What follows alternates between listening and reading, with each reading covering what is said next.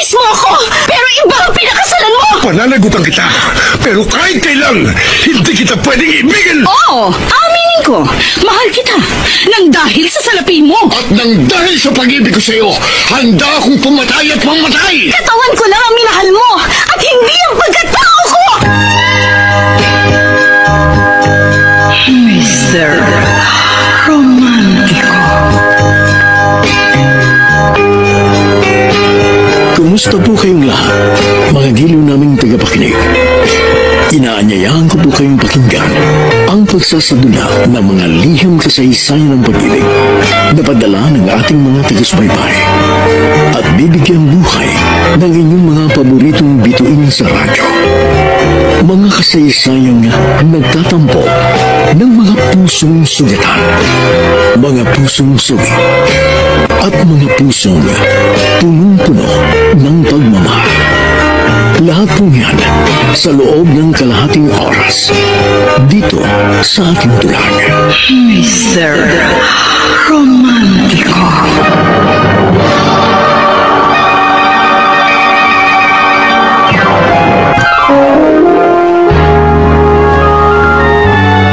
Kauna-unahan sa Pilipinas.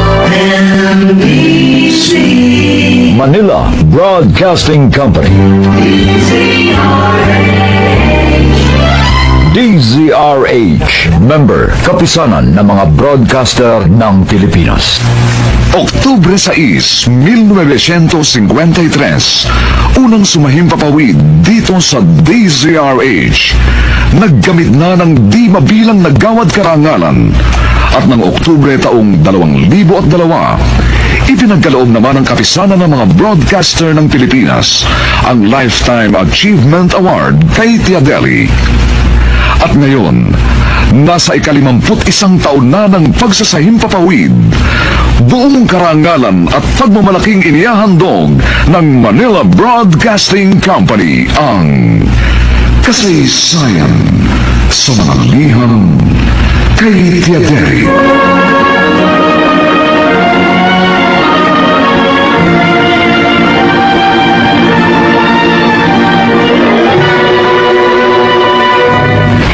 Itong inyong Tia Deli.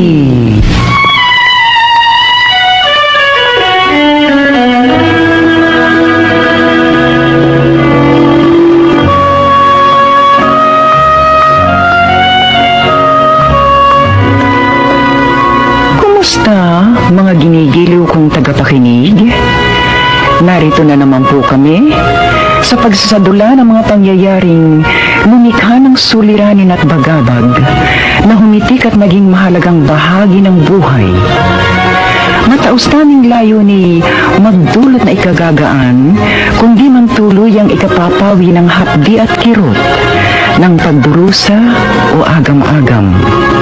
Sa huli, ako po'y mag-uukol ng maikling panukala o kuro-kuro na sana'y makasiya sa may-ari ng salaysay, makaaliw sa marami, at kapulutan ng aral ng ibang ang isip ay hinilang ng nanghinang kalooban at nagkulang ng tiwala sa sariling kakayahang bathi ng pagsubok ng kapalaran.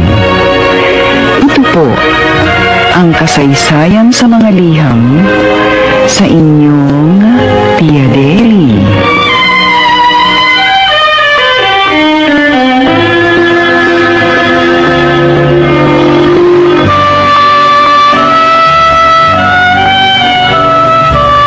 May salita sa wikang Ingles.